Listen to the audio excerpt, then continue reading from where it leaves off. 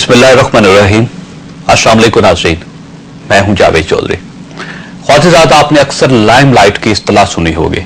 ये इस्तिलाह अमूमन ऐसे लोगों के लिए इस्तेमाल की जाती है जो माशरे में मशहूर होते हैं। ये ऐसे लोगों, ऐसे ग्रुप्स और ऐसे तबकों के लिए भी इस्तेमाल की जाती है जो मशहूर होने की या मशहूर रहने की कोशिश करते हैं। इस इस्तिलाह की बैकग्राउंड बड़ी हैरानकुन है। आपने लाइट हाउस या लाइट टावर के बारे में भी सुना होगा। पूरी दुनिया में नाज़रीन समंदरी रास्तों के साथ साथ खुश्की पर रोशनी के मीनार बनाए जाते हैं। ये मीनार रात के वक्त बहरी जहाजों की रहनुमाई करते हैं।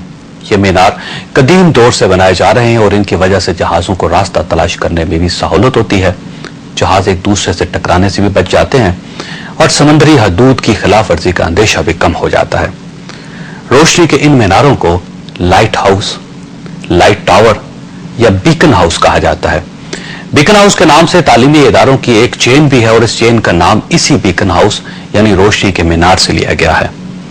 पुराने जमाने में ख्वातीन हज़रात, इस लाइट हाउस के आखिरी सिरे पर चूने का पत्थर जलाया जाता था। चूने का पत्थर जलने से तेज दूध या रोशनी पैदा होती थी।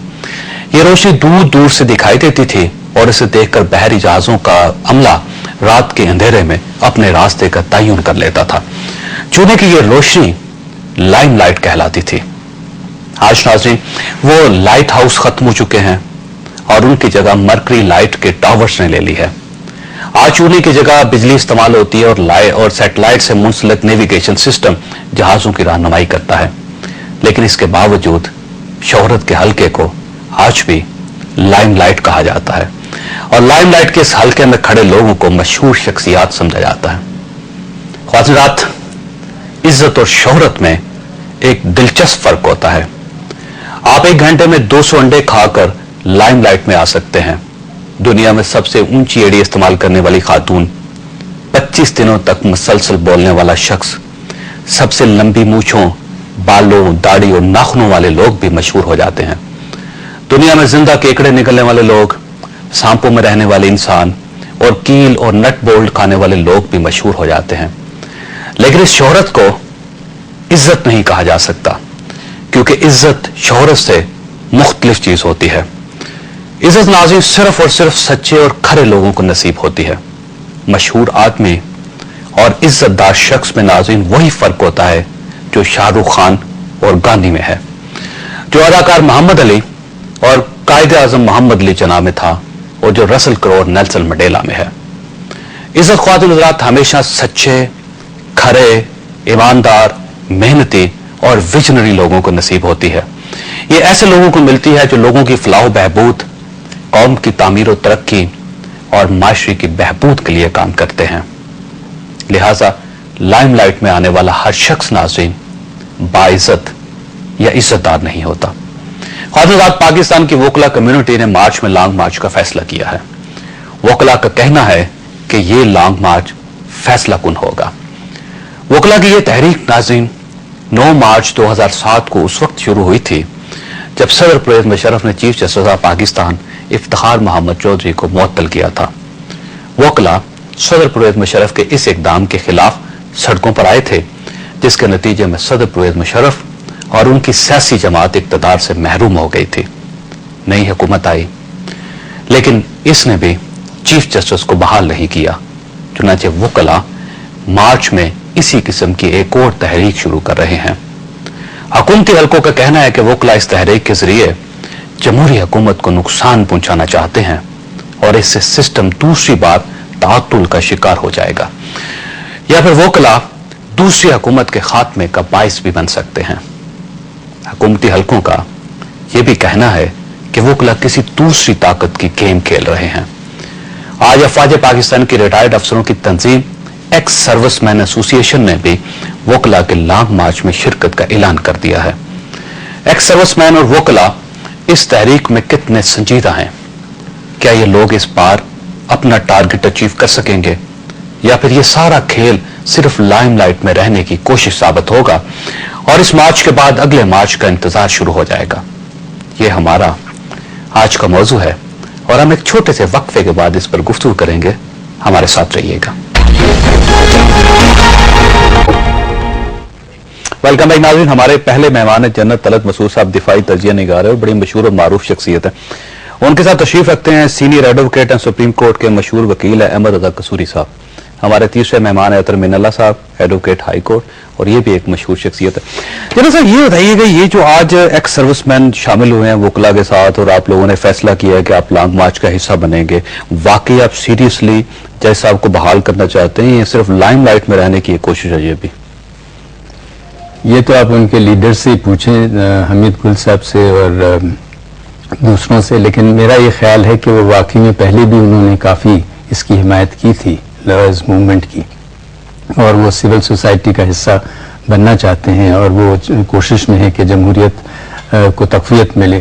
اور آپ نے دیکھا کہ پہلے کافی بھرپور طریقے سے انہوں نے اس میں پارٹیسپیٹ کیا, تو اب بھی اپنا وزن لگانا چاہتے ہیں. ان سے کیوں پوچھیں, آپ اتفاق نہیں کرتے ان کی رائے سے؟ نہیں, اس میں تو میں اتفاق کرتا ہوں کہ یہ لائرز موومنٹ جو ہے یہ بڑا ٹھیک ہے, اس سے تقویت ملے گی اور جوڈیشری جو ہے اس کی خود مختاری جو ہے بہت ضروری ہے, اور پاکستان میں ایک یہ بہت بڑی کمزوری ہے. اور جب تک کہ ججز ریسٹور نہیں ہوتے, میں نہیں سمجھتا کہ جمہوریت واقعی میں تقویت پکڑے گی اور قانون کی بالادستی ہوگی. اس وجہ سے میں خود ذاتی طور پر بھی اس کے علاوہ کہ یہ ایسوسی ایشن اور سول سوسائٹی پوری اس کو بھرپور طریقے سے سپورٹ کر رہی ہے, اور میں تو یہ بھی سمجھتا ہوں کہ پی پی پی کی جو اس وقت قیادت ہے ان کو بھی یہ سمجھنا چاہیے اور یہ ایک قسم کا ایگو نہیں بنانا چاہیے. یہ ان کے لیے بھی بڑا ضروری ہے, اس وجہ سے کہ اگر ان کا مستقبل, اگر جمہوریت میں واقعی میں یہ بلیو کرتے ہیں اور اپنی پارٹی کے مستقبل میں بلیو کرتے ہیں, تو ان کو ضرور ججز کو بحال کرنا بہت ضروری ہے. اور ایکس سروس مین کروا لیں گے؟ ایکس سروس مین تو خود ایک, میں نہیں سمجھتا کہ یہ بائی اٹ سیلف کوئی چیز ہے, یعنی مطلب نو ڈاؤٹ کہ ان کا بھی ایک رول ہے, ایک پریشر گروپ ہے یہ نہیں ہے؟ یہ بھی ایک پریشر گروپ تو ہیں, اس لیے کہ بہت ان کی تعداد بھی ہے, پھر ان کی بات سنی بھی جاتی ہے. اتنے لوگ دیکھیے, آپ نے اٹینڈ بھی کیا ان کی آج میٹنگ کو, تو اس سے آپ ظاہر ہوتا ہے کہ ان کا کافی انفلوئنس ہے, وہ اپنی جگہ پر ہے.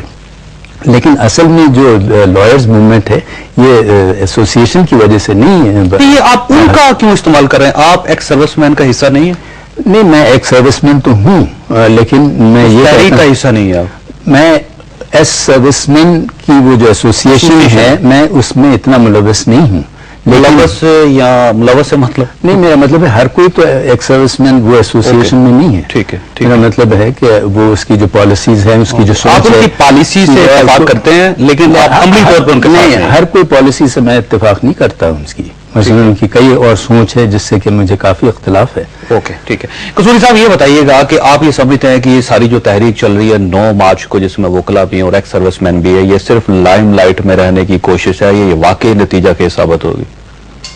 دیکھیں, اس میں جو میجر پارٹی ہے جس کے لیڈر نے لاسٹ سانگلا ہل میں کہا کہ سانگلا ہل میں اس دن 9 تاریخ کو کوئی ایک بندہ نہیں رہنا چاہیے, ایکچولی سانگلا ہل تو سمبولک تھا, ایکچولی وہ پورے پنجاب کو کال دے رہے ہیں کہ سب باہر نکلیں.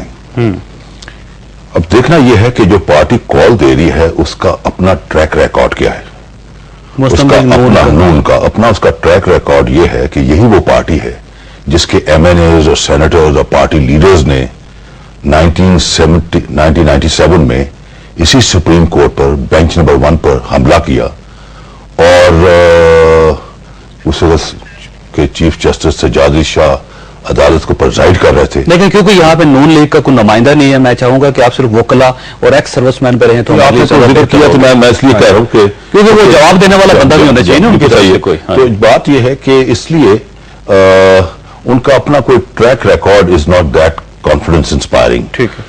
اور میں آپ کو ایک بتاؤں کہ اس ملک میں پچھلے 60 سال سے ایک لپ سروس ہو رہی ہے تمام پالیٹیشین اینڈ تمام پولیٹیکل پارٹیز کہ عدلیہ آزاد ہونی چاہیے, ملک کے اندر رول آف لا ہونا چاہیے, لیکن سرپرائزنگلی ابھی تک نہ رول آف لا نظر آتا ہے نہ عدلیہ آزاد نظر آتی ہے.